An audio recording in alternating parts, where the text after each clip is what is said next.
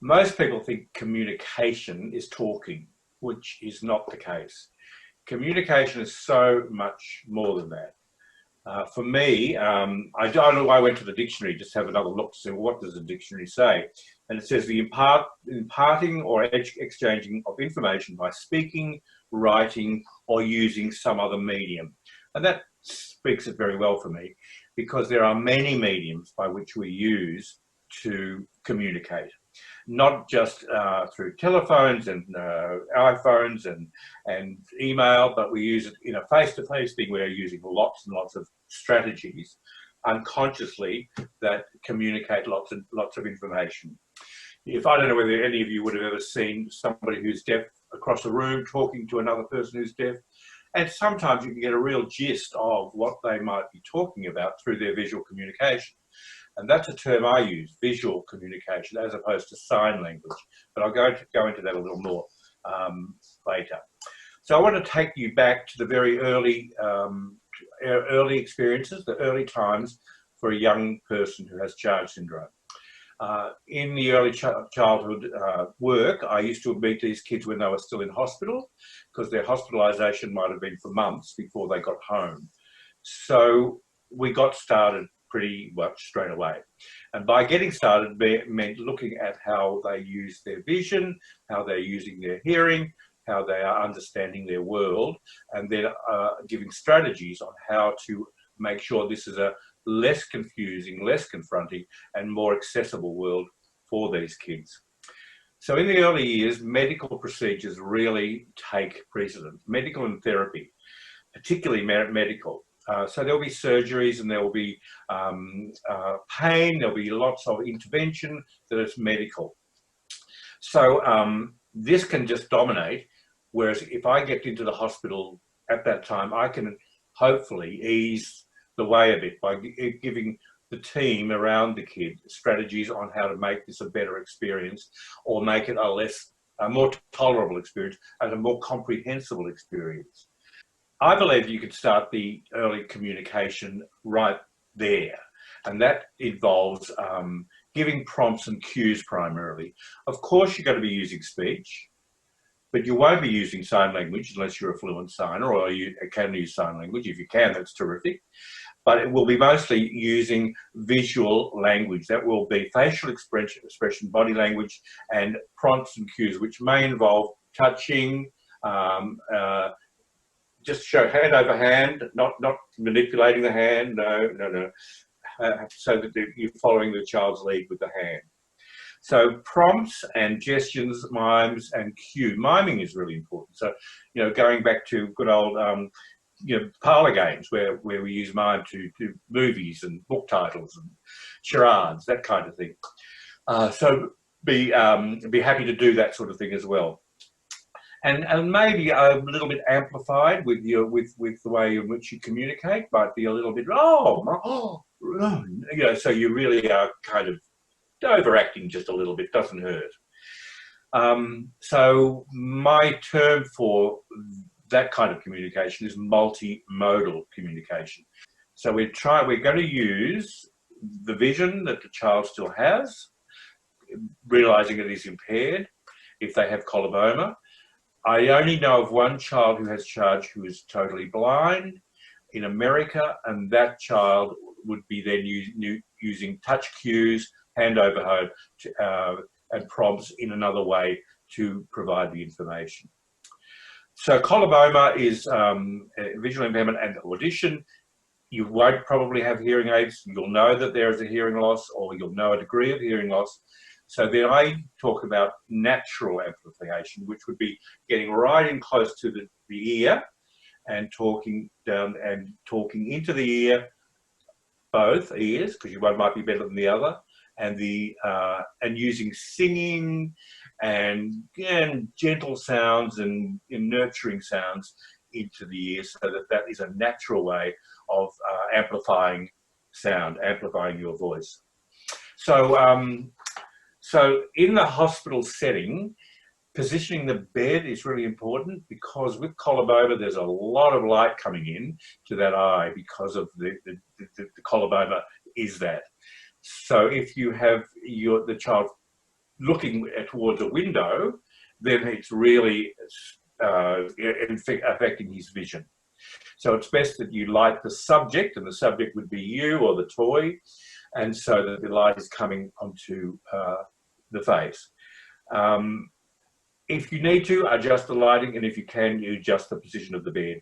And positioning of toys is really important too, so that they are in the line of vision for the child. And at a reaching distance is really good too, because reaching tells you a lot about the fact that they have seen it. So reaching out to play with that toy or to find out more about the toy is important. It's good to provide a cue as to who you are. You will probably have a smell, so that would be okay, except many of the kids who have charge don't have smell or have poor smell.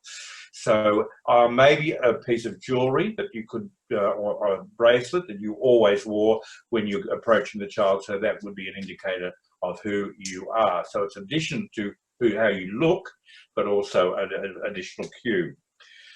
When moving the child, when changing them to a position, give a prompt before doing it. So if you're going to pick the child up, you do a little prompt. I'm going to pick you up. A little and then pause, allowing for the child to process what's happening, and then pick the child up.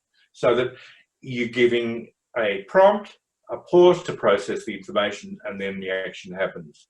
And that would be to do with anything. Bath time, rolling over, coming from the cot to the floor. So it would be a prompt about what's going to happen, processing time, and then the event happens. That should continue for way down, because if anybody who has a hearing loss or is deaf, they need time to process what they have heard, to check what they've heard. Same if they're following visual communication. If they are following a sign language or a gesture or a cue, then they need a little pause time to work out, oh yeah, that's what's happening. So it's a good strategy to get into your daily routine. Bath time is a good one, because there could be a gesture that you can add for bath time, often a rubbing or a towel that rubs on the arm, so that indicates bath time. That's the prompt, then the event happens, or the processing, and then the event happens. So often the kids are either nasogastric fed or tummy fed, so you need to prompt that their food is going to be coming, but it's not going to come by this way, it's going to come from another way, from the tummy or from the nose. This young man is Sean. Sean was in hospital for a number of months at the beginning of his life. So he here has got a nice, simple, interesting thing to hang on to and play with. He's got his dummy, and he's got this wooden beaded necklace. So that gives him something to explore as well. Often with equipment and toys, I think sometimes it's quality, not quantity. So good toys that work, so by observation, you will know what is interesting to the child and what is not so interesting. For the next picture too, you'll see Sean surrounded by stuff in his hospital room. The window is there too for you to see the positioning is good. And so those toys are presumably being chosen because he's had shown some interest in them and they are interesting to him. When you see that hospital setting, you can see how much of the stuff is around too. So the visual, what I call visual noise, is there as well. Too much visual stuff, just like auditory noise. Oh, that's too much noise. So trying to reduce that is not a bad idea as well. This next picture is lovely because it's Sean showing that he can see his dad and he wants to reach for his dad and he wants to grab his dad's nose. And then dad is giving a lovely big rewarding response to that action. And then the next picture is also mum showing and helping out and with the sitting position to show and engage him in a way so he can reach those toys and explore them. They're a beautiful series of photos. This particular one is, the next one is him looking at himself in the mirror. That's a pretty, for that age, to think that he is interested in processing that information, that's an image of himself or an image of something that he's got to make sense of. The other thing you'll note there are the colour, there's black and white used. in the first 6 months of life, we only see black and white. So a lot of books, the black and white books, black and white patterns, they're important at those early stages too. And the first colours that come, yellow and red. So they're also powerful colours. So that arrangement of stuff there is good, very good. The next picture is actually now Sean at age, he's going to be 21 in a while. And so this is that young man now, just to give you a sense of outcomes and how amazing it is, that development and what he's up to. I just want to now go on to talking more about audition and visual language. Now, audition is what you're hearing. So Daniel Chu talks about hearing aids, cochlear implant, bone-anchored hearing aids, and the FM system. So they're all things to help with listening and hearing. So that's audition aid. So he will cover what all those mean. But just to give you a clue about Sean was given a bone-anchored hearing aid when he was in about grade 6. That's about age 11, 12. So he had hearing aids before that. Then he got the bone-anchored hearing aid, and it made a huge difference to him.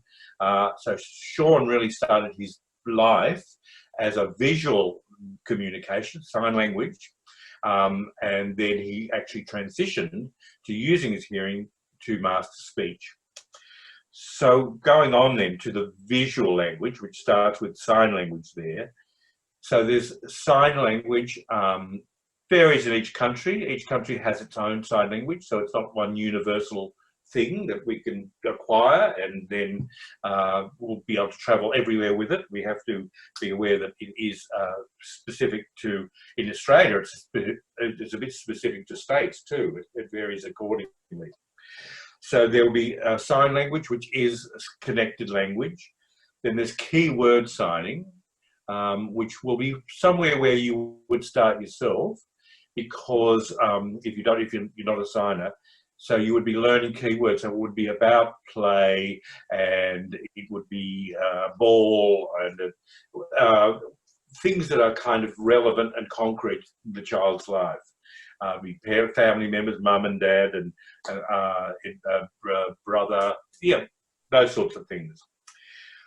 But something that comes very naturally to all of us is gestures, unless we're kind of really bound up. So we need to free ourselves up and do gesture easily and comfortably, because gestures are very communicative as well. So it would be something is over there, and I want you to come here, and that kind of natural gesture. And then there's facial expression as well, and body language. So they're all tied up. Body language gives you an indication of a mood in many ways. So if there's the crossed arms, or if there's a leaning forward, and the kinds of interactive stuff that we do, body language. And facial expression is really important. But again, for kids who have charge, because of their vision, that needs to be pretty near so that they can see that you're a bit confused, or surprised, or wow, or whatever the reaction is to what's going on.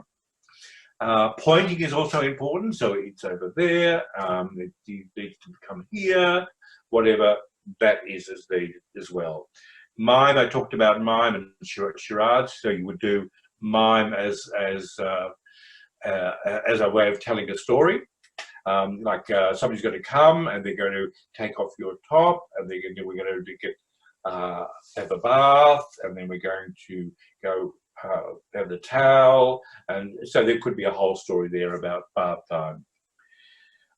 Real objects are a good thing too, as cognitive skills develop. So a real object is an indication of what we're talking about. Symbolic objects are objects which just represent something. So that might be just, for example, a towel. That's a real object. But a symbolic object might be just a little bit of toweling to indicate, we need the towel. So it's a reduction of the real thing. In time, photos are really important too. So important about in the sense that they can describe the things that are happening in the child's life. So family members, the house, parts of the house, the car.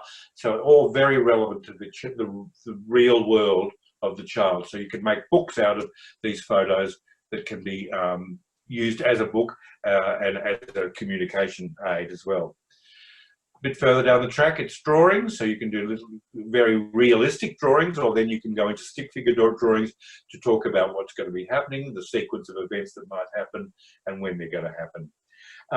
Symbolic drawings are when it's more abstract, like stick figures, and or just a little board maker. If you know about board maker, they're pictures that symbolize what's going on.